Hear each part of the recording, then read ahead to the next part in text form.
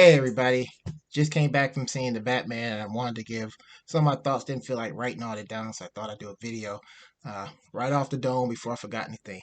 Let me start off right off with saying the Batman's got to go, and that Batman is Ben Affleck. Uh, this Batman's pretty good. I really enjoyed it. I really felt like I was watching a comic book movie. It was true to the character. Um, really captures the feel of the Batman. There's some voiceovers that he does that made it feel like the Batman Year One series that came out years ago captured that feeling. Just a lot of things that made it feel like Batman. I'll go on a little bit more about that. No spoilers. My biggest feeling was that I think the comparison is going to be not Ben Affleck, and we can talk about that in another video. But I think it's going to be a comparison between Patterson's Batman and Bale's Batman. And Bale's Batman seemed more like this is Batman in the real world. Patterson's Batman is more like the real world of Batman. I think it's a subtle difference, but it was kind of like there is some there is a real world.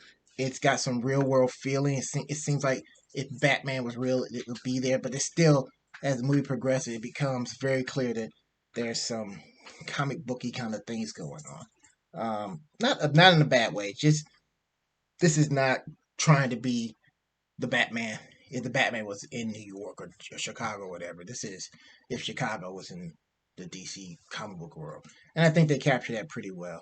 Um, there's some strengths and weaknesses. The strengths is that this is a really developed world.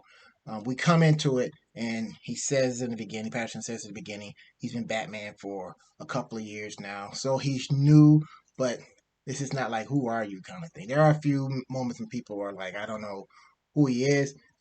He even refers himself, he doesn't even call himself Batman, except way at the end of the movie. He refers himself as Vengeance. And there's a feeling that we don't have to start over again. We come into a lot of things where he lives, where his setup and all that stuff. It's already kind of set up, so we don't have to see him building a Batcave. And this is not an origin story, which is pretty good because I think uh, between Spider-Man and Batman, we've seen that origin stories enough time in movies. We don't need to see it again. Uh, Jeffrey Wright's Commissioner Gordon's relationship with Batman was really kind of help cement that feeling that this is an established world. We not This is not a starting point. This is just another adventure in Batman's early career. These guys are friends. There's some things that Gordon says to Batman early on that makes you know that we've gotten over this. Oh, I don't trust this vigilante thing. But there's still this reaction from the police force like, hey, Commish, what about this freak here? There's still people kind of apprehensive about the Batman, but they know who he is, and something in these characters' past has already cemented that relationship between Batman and Gordon. So that was kind of cool. We didn't have to go through all that. Trust me and all that kind of stuff. And speaking of which, the Batman voice is pretty good. It's not someone chewing rocks or anything.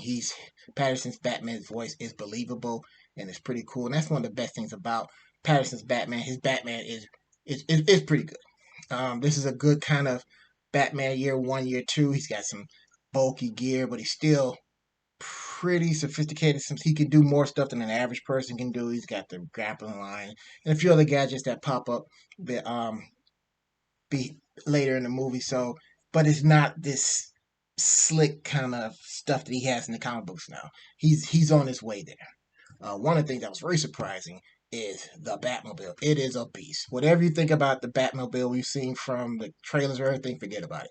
I mean, this Batmobile, when it first makes its appearance, it's like, what the? And that's kind of like the reaction everyone's has on it. The chase scene's a pretty good chase scene.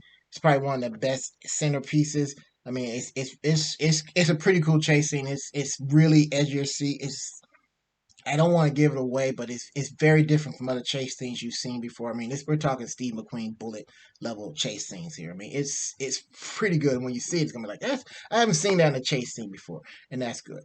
The cinematography in this movie is really good. There's a lot of scenes that are kind of like they're doing close camera, and you can see Batman grappling up up buildings and jumping off of stuff. That's pretty cool. It's saying that there's a scene where Batman introduces a device and it just kind of comes out of nowhere. There's not like a lot of build up, which is kind of cool. And this just further cements the fact that this is a Batman who's been around for a while. We don't have to see him, make his batarangs or the origin of the Batmobile and all that kind of stuff.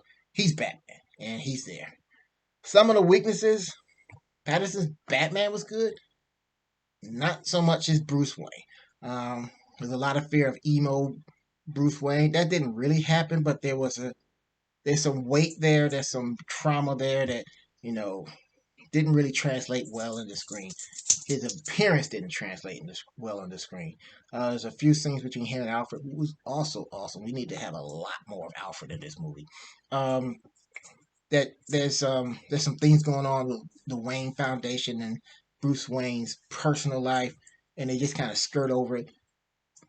Most of this movie is Batman. It's not a lot of Bruce Wayne baggage going on. There's a few times he becomes Batman, or more appropriately, becomes the guy from uh, Watch Dogs video game. He looks just like him when he's undercover. But there's not a lot of Bruce Wayne drama going on. There's just a taste of it, and it's not bad because it doesn't play so much the movie. There's still some holes in there.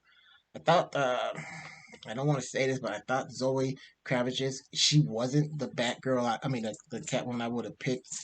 Not that she's bad. She starts off at a really strong point. I was like, all right, cool. She's going to be a strong character. And they do the female, her emotions are out of control, and she's oh, I got to do this, and you know, up to that point, she was pretty cool.